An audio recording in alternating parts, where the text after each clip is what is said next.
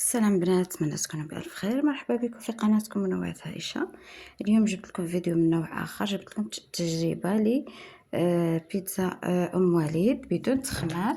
توجد ليه مقاديرها معروفة. 2 كيسان فرينة ونص، الكاس تاع أم وليد، كاس تاني، ونزيدو النصف. بعد ذلك نضيفو ملعقة خميرة،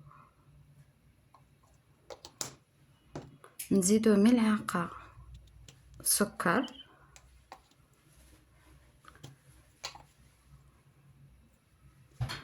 قليل من الملح، عفوا نزيدو ملعقة سكر. هنايا ما تنسوش البنات الملح. قلنا توجد ليه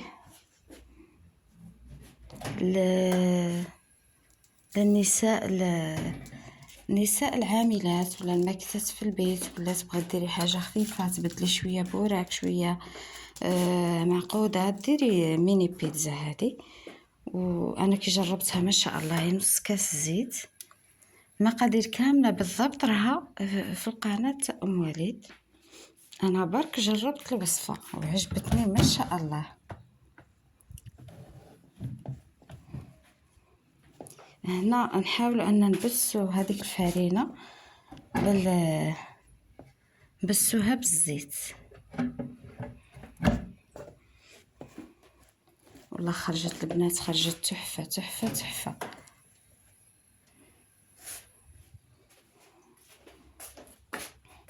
نزيدو هنا حبه بيض، نخلطو ونلمو كلش بالماء دافي. نلمو هنايا بالماء الدافي، ما تستحقش الماء بزاف، هنايا حاجه قليله برك. نخلو ديما العجينه كما عودتنا ام وليد، دائما العجينه تكون طريه.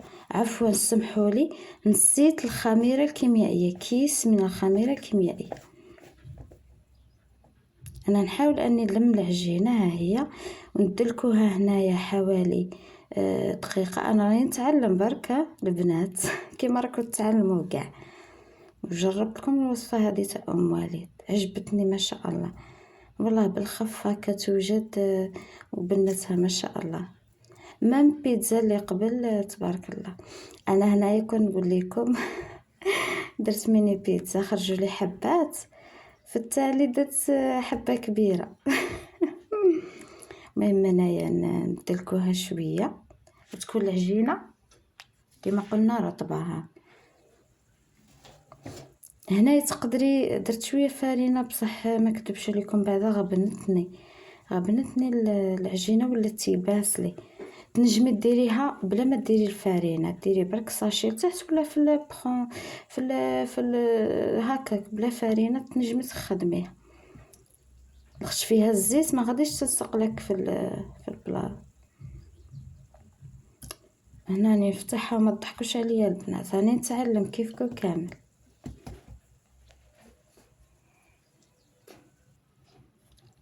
هذه لاصوص غادي نحكي لكم شويه على لاصوص اللي ما تعرفش دير لاصوص تاع ام وليد، دائما انا نديرها. ديري شويه زيت، ديري معاه شويه ثوم، ديري تقلد، ديري شويه ثوم يتقلد، تزيديها الطماطم مصبعه وشويه ملح، شويه حبه كحله. من بعد ديري شويه قزبر وتخليهم يتقلوا. من بعد تربي 2 طوماطيشات كبار ولا 3 على حسب الكميه اللي عندك، وتخليها تزيدها شويه سكر، تزيدها نص كاس ماء وتخليها تختار. وهنايا كما شفتوا طبعت، عجبتني ما شاء الله التواضع. طبعت بالكاس هذا تاع بلاستيك. دوك الكاس هذا تاع بلاستيك يولي يدير 20 ميله. البنات كيما كاس ام والد هذا كان راه يدير 7 ميل، دوك الكاس هذا تاع بلاستيك يولي يدير 20 ميل. المهم جربوها والله البنات ما شاء الله. هنا غادي نحطهم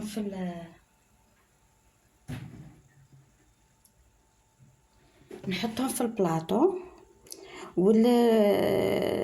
الكوشه اللي شعلتها قبل كي بديت العجينه تاعي شعلتها.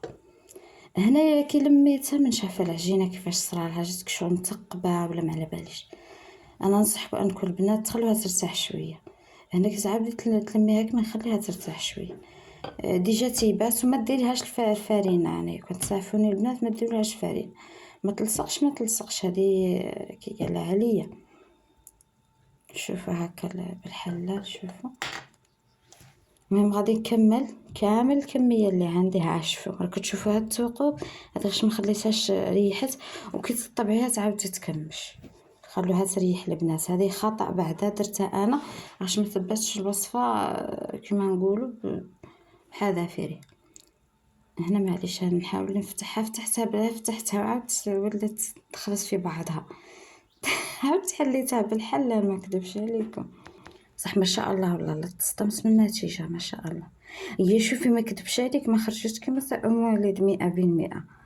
يعني كنت نقول لك الصح هنا ما خرجت كما تاع ام وليد 100%. انا كشغل خرجت صفرة تقولي فيها فقرة دم والله ما على بالي علاه. هي خرجت ما شاء الله وحبه قد اختها بصح الخبرة. انا عاد راني نتعلم قلت لكم البنات. المهم البنات ديروا لنا لايك شجعونا شويه باش نجربكم الوصفات ثاني وحده اخرى. ديروا لنا لايك اشتراك غادي نجربكم كاع الوصفات ان شاء الله باش نتعلم شويه انا نتعلم نتوما تعلموا ورانا كاع نتعلم. هنا هذه حاجه هذه جبتها من عندي البنات. شوفي هذاك التحتاني تاع الكاس تحليه كيما هكا كي شغل باش تجي البيتزا دايره من صاير داير في الطرف في الوسط ديري لاصوص. هذه الفكره من عندي قناه منوعه عائشه البنات.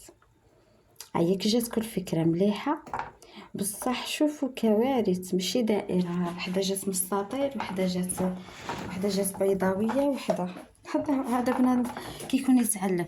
بصح من بعد في الطياب الحق ما شاء الله جات مليحه. وش هي قلت لكم جات شويه صفرا تقول فيها فقره الدم غادي تشوفوها في الاخر. عاود تبسطتها في الوسط جاتني شويه طالعه. هنا ما كذبش عليكم انايا زدت ما درتش نص مغرف صغيره خميره درت مغرف كبيره. راني نقول لك جات واحد الكارثه. هيا هنايا كيما درت هي درت ثاني ولا درت كيفها بغيت زعما ندير الوصفه مطابقه. يعطيها الصحه عموما يعطيها الصحه ما شاء الله. وثاني ام يارا ثاني تبارك الله ام عبد النور كاع ما شاء الله عليهم جزائريات ربي يحفظهم. وصفات رائعه مضمونه 100%. انا كدوش عليك في الحلويات نتبع ام يارا ثاني ما شاء الله عليها. المهم هنا غادي ندير كاع لاصوص كامل ندير لهم شويه هكا. الجبنه استعملت غير الجبنه العادي ما كدبش عليكم ما كنت شاري هذا موتزاريلا ونش عارفه درت الجبنه العادي بصح. هنا دوك تقولي وحده صبعك دوك يطير ولا كنت خايفه صبعي لا يطير باش ندير بالمغرف هكا. شوفي العكز قلت ندير غير باليد تاعي ولا كملت الحمد لله ما صرالي والو الحمد لله. غادي نكمل الحبات كامل ندير لهم الطو.